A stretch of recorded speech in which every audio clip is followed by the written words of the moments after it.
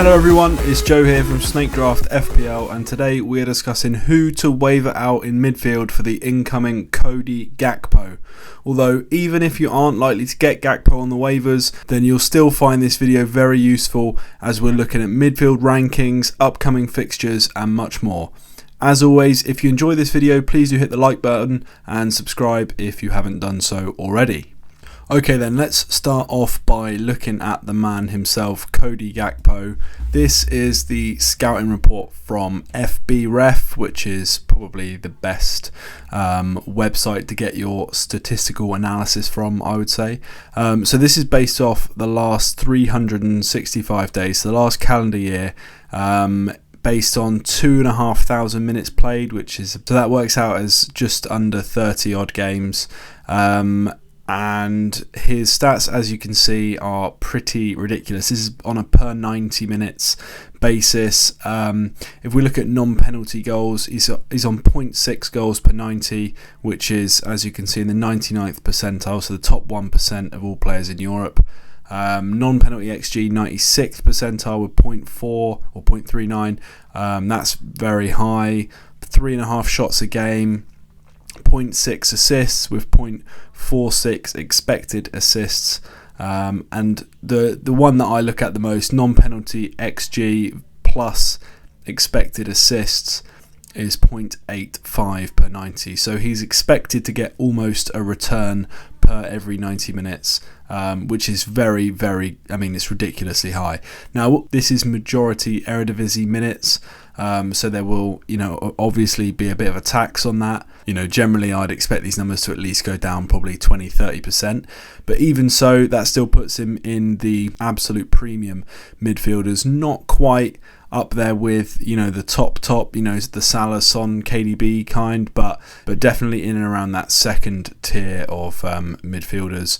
And if we look at, you can kind of get a feel for his style of play here as well. Passes attempted 40 per every 90 minutes, which is reasonably low. Dribbles completed 3, which is pretty high, so that kind of shows you that he likes to keep the ball and attempt dribbles. Touches in the attacking penalty area, top 2% of all players. This is exactly what you want to see from an FPL asset, to be honest. Reasonably greedy, but then in the final third does have the ability to get you assists as well.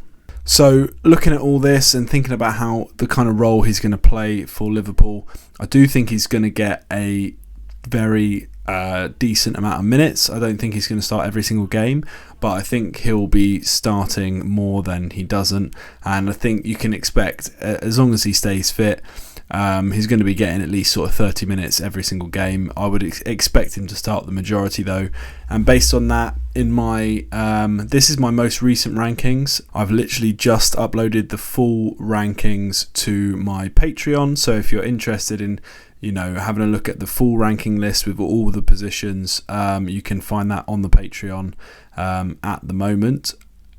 So looking at midfielders specifically, he fits in at number 13 amongst the midfielders. As I said, I do think he's a very good pick. I've got him right next to Kulusevski, and that's kind of roughly where I think he is at this moment in time, mainly because they do have quite a few options. I think if he was guaranteed to get 70-80 minutes every week, then he'd probably be a bit higher up, maybe in between Foden and Mount maybe. But for the time being, this is where I have him at the moment. And this kind of ranking kind of shows you that there's very, very few draft FPL managers that wouldn't find a space for him in their midfield. I don't think there's anyone in a league that's bigger than 4-man that would have a midfield better than this, to have 5 players on this list already. So I can be pretty confident in saying that almost everyone should be putting in a waiver request for Gakpo. Even if you're like 5th or 6th on the waivers, you just never know, especially with the deadlines being kind of all over the place at the moment because of the double game week. You never know when people forget to put a claim in, so I would just always put one in just in case anyway. And when you're thinking about your midfield and what players you're going to waiver out for Gakpo, the way I would look at it is kind of twofold. First of all, what is the overall long-term value of the player? So that's basically a rest of season ranking. How do you rank your midfield for the rest of the season? And secondly, how strong are they in the short term? And I would generally base that on maybe the next 3 game weeks. So I would first of all rank your 5 midfielders, and then I would look at the bottom 2 or maybe 3 and think how closely are these ranked. And if it's really close, I'd then go to the next 3 game weeks and see what the fixtures look like. So let's start that process off now. So this is my most recent rankings for every midfielder below Gakpo. Well, not every midfielder. I mean, there's some that I've not even put on the list because I don't think they're worth putting on. But this is where my midfielders are ranked. Now, I would expect most people's 5th midfielder is somewhere in that middle column. The likes of Paqueta, Bobby Reed, Højbjerg, Buendia, Pulisic, Garnacho.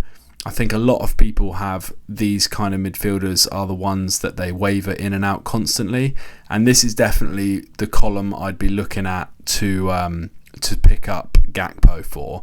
If you've got someone in the 3rd column or someone that's not even on this list, then just waver them out immediately because they're not worth keeping hold of, in my opinion. If you really look at, we'll start with the right hand list to start with, which is the lowest tier midfielders that I've bothered to rank.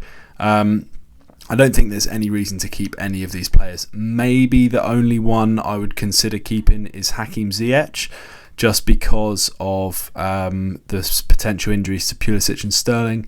He could get some decent minutes over the next few weeks. So Ziyech is maybe someone I'd keep hold of if you've got him. But other than that, I think it's a pretty much instant waiver out for any of those.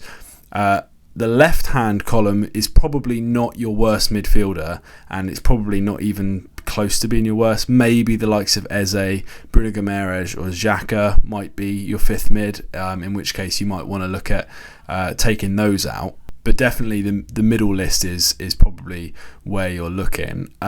Just on Luis Diaz specifically, I probably wouldn't waiver him out over one of the other players in that middle column unless I had other injury worries in my team. If he's the only injured player I had, I'd probably try and keep hold of him and pick someone else instead. But if you have a couple of players on this middle column, say you've picked up Bobby Reed for the double game week that Fulham have just had, and you've also got Bentancur or Ben Rama or James Ward-Prowse, then that is the kind of, because they're all pretty closely ranked, there's not really much in it, to be honest.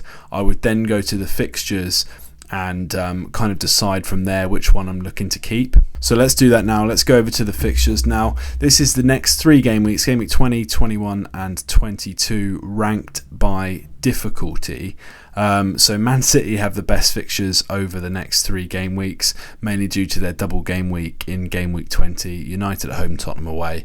But that's not really the kind of team we're looking at. I suspect a lot of people have the likes of Elise, Eze from Palace that they're considering getting rid of. Well, they're second on the ticker with a double game week coming up this week. Chelsea away, United at home, which isn't great on paper, but it's definitely not horrendous. Then Newcastle at home, United away. So they do have tough fixtures, but do you really want to get rid of someone before a double game week? I suspect probably not, in which case you're probably looking to keep hold of your Palace mid. If we go straight down to the bottom end, because this is where, these kind of players you're definitely looking to get rid of. Wolves mids, if you've got someone like Podence or Gonzalo Guedes, definitely, or even Matheus Nunes, I'd probably be looking to get rid of them. Fulham mids as well, they've had a pretty decent run up till now, but the fixtures do get really tough. So Bobby Reed, even Willian, Andreas Pereira may be your best bet to get rid of with the tough fixtures they've got over the next 3. Brighton fixtures aren't amazing, so maybe definitely the likes of McAllister, Lallana I'd be looking to get rid of. Mitoma and March are kind of borderline, I think, because I do think Brighton score a lot of goals and I do really like having those assets, so I'm not certain I'd be picking one of those to get rid of. Maybe you're looking at a team that's just been really struggling lately. Southampton's fixtures are pretty good, But if you've got anyone other than James Ward-Prowse, then I'd definitely get rid. But if you do have Ward-Prowse, I'd maybe even consider looking to get rid of him as well. Graham Jones has done an awful job so far at Saints, and the fans are on his back already, so I'm not particularly keen on any of their assets at the moment. So yeah, that's my thought process on how I would go about deciding who to waiver out for Cody Gakpo. If you do have any questions, leave them down in the comments below. As I said earlier, I have just updated the overall rankings for Game Week 20, so if you are interested in having a look through those, then you can find them on our Patreon, which is linked down below. Thank you all for watching. Subscribe if you're new, like the video, and we will see you next time.